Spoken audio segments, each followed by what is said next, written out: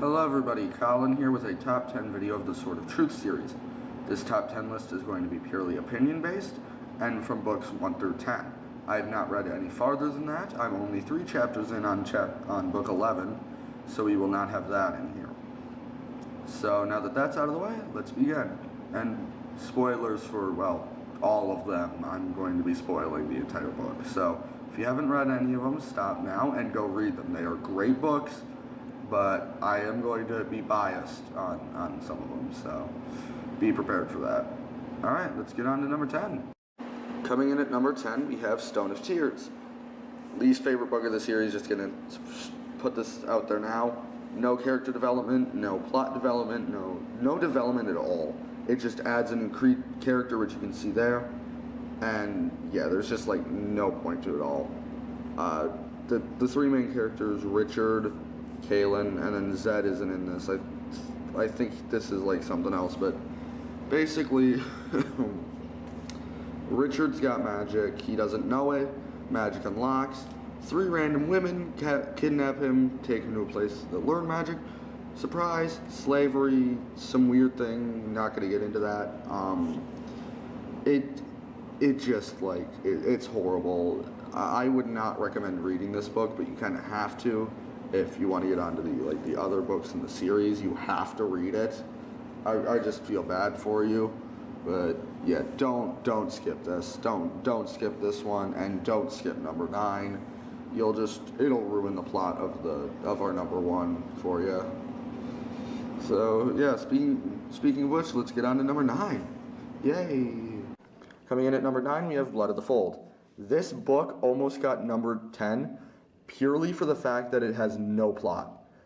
It starts, and like the start of the book is good. That's nice and all. But once you get it to about here, chapter 14, the entire book just takes a totally different turn, diverts from the plot, and just ends, just straight up ends the character development.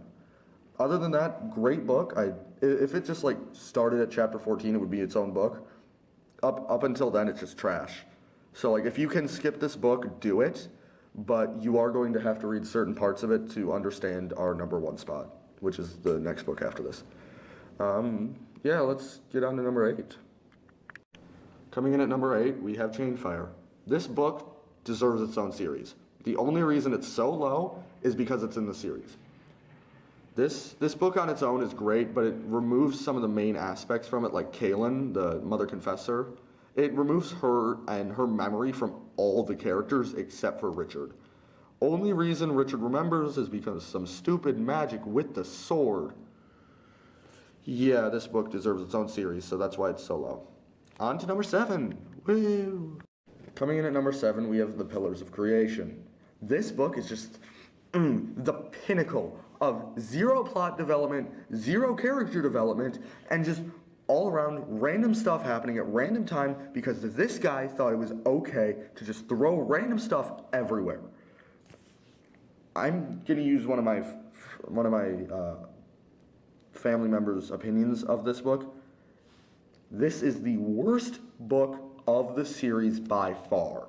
The only reason it is not lower on this list is because it actually has a decent character added.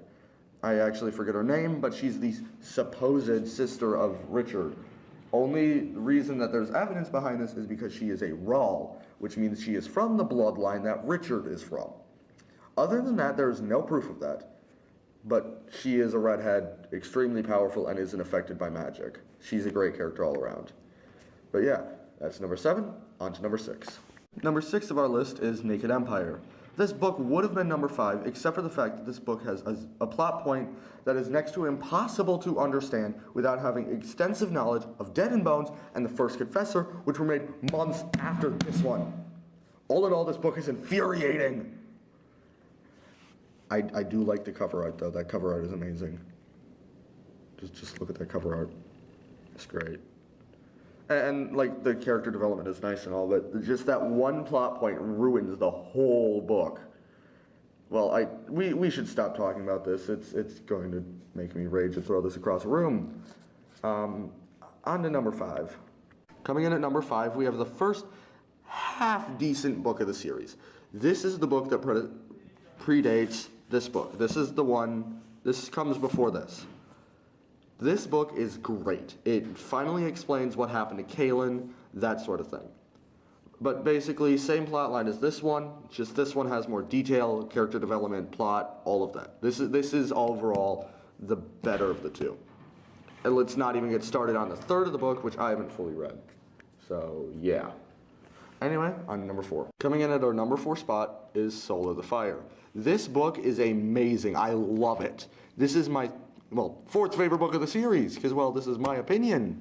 So yeah, this is a good book. It involves a new character, well, not a new character, but a reintroduced character named Nikki, a previous sister of the Dark, and she kidnaps Richard because she thinks that he's the reason she's emotionless. She doesn't feel emotion, and she's madly in love with Richard, but Richard is married to Kaelin, so yeah, love V, I guess, like, yeah, it is a love V, pretty much, but yeah.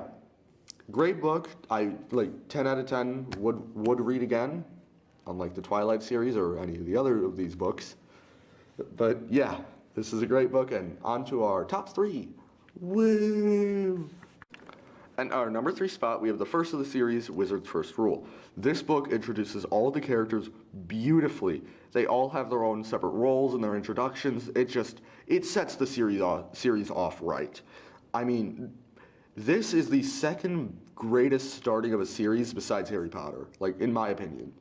But if I had to choose one book that I got to keep out of all of them, it would be this one. I mean, our number 1 spot is really good and all. This one is just, well, the first of the series, so it's always nice to read it again. And it leaves it off at such a good point. So yeah, this is our number 3. Now we're on to our top 2. But first we're having an honorable mention, but I do not have the book for that. That book is Confessor, the last of the Phantom, like, Chainfire trilogy. That book wraps up the whole disappearance of Kaelin. It's also the 11th out of 10 books I've read.